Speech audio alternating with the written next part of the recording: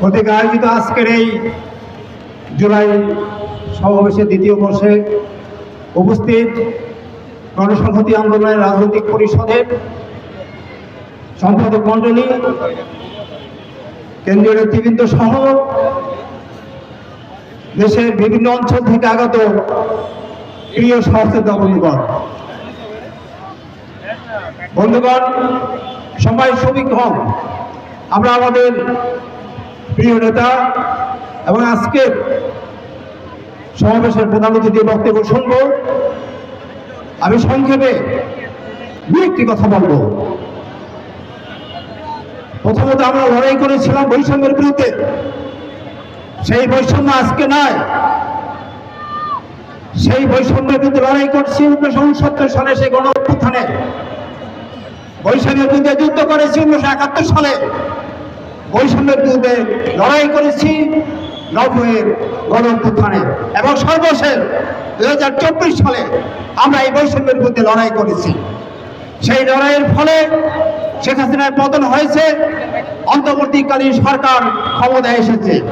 এই অন্তর্বর্তীকালীন সরকারকে আমরা 3টা দায়িত্ব দিয়েছিলাম: বিচার, সংস্কার এবং নির্বাচন। এই 3 ক্ষমতা নিয়ে তারা রাষ্ট্র পরিচালনা করেছে। আমরা দেখেছি বিচারের কাজ তারা শুরু করে গিয়েছে, বিচার চলছে। সংস্কারের কাজ তারা শুরু করেছে এবং নির্বাচন সম্পন্ন হয়েছে। কিন্তু আমরা যেটা আশাহত হয়েছি সেটা হলো যে আসলে যে সংস্কারের কথা আমাদের কথা দরকার ছিল, জনগণের যে আকাঙ্ক্ষা ছিল সংস্কারের, সেই সংস্কারের জায়গাটা আমরা আশাহত হয়েছি। ইতিমধ্যে ফিরোজ আহমেদ বলেছে পুলিশ সংস্কার কমিশন তৈরি করা দরকার ছিল, সেটা তৈরি হয় নাই। সেটা দেশের মানুষের আকাঙ্ক্ষার ভিতরে প্রধানতম একটা আকাঙ্ক্ষা ছিল পুলিশ সংস্কার হবে, কিন্তু সেটা হয় নাই। নাম্বার 2, নারী সংস্কার কমিশন গঠিত হওয়ার পরেও সেটা আলোর মুখ দেখেনি। সেটা কিছু লোকের, কিছু দলের, কিছু ব্যক্তির ষড়যন্ত্রের কারণে, বিরোধিতার কারণে সেটা মুখ থুবড়ে পড়ে গিয়েছে। আমরা আশা করেছিলাম শিক্ষা কমিশন গঠিত হবে, জনগণের আকাঙ্ক্ষা, সে আকাঙ্ক্ষা পূরণ হয়নি। বন্ধুগণ, এরকম বহু আকাঙ্ক্ষা এখন আমরা পূরণ করতে পারিনি। তবুও মনে রাখতে হবে আমরা সরকারে আছি এবং আমরা আজকে জাতীয় পুনর্গঠনের পর্যায়ে আমরা লড়াই করছি। সেখানে সরকারে আমরা আছি। একই সাথে পার্টি তার পার্টির মতো কাজ করবে। অতীতে যেভাবে দ্রব্যমূল্য বাড়ার পরে জনগণ আশা করত গণসংহতি আন্দোলন কোথায়, এবছর আমরা শুনেছি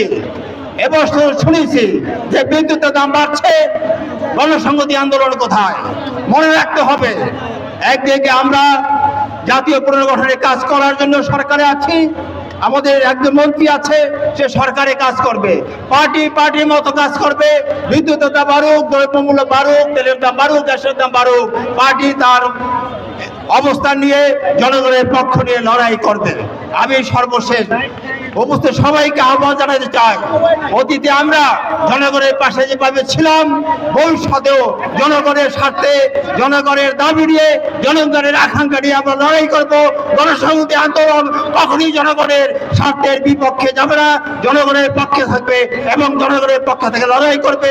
সবাইকে সেই লড়াইয়ে সামিল হওয়ার জন্য আহ্বান জানিয়ে আমার বক্তব্য শেষ করছি। আজকের এই সমাবেশে যারা বিভিন্ন জেলা থেকে উপস্থিত হয়েছেন, সমাবেশ সফল করার জন্য যারা অক্লান্ত পরিশ্রম করেছেন, বিশেষ করে ছাত্র প্রশাসন সহ অন্যান্য সবাইকে আবারও ধন্যবাদ জানাচ্ছি। এখন বক্তব্য রাখবেন আজকের এই সমাবেশের প্রধান অতিথি, গণসংহতি আন্দোলনের রাজনৈতিক পরিষদের সদস্য এবং বর্তমান সরকারের মাননীয় প্রতিমন্ত্রী জনাব জোনায়েদ সাকি, এবং জোনায়েদ সাকির বক্তব্যের ভিতর দিয়েই আজকের এই সমাবেশের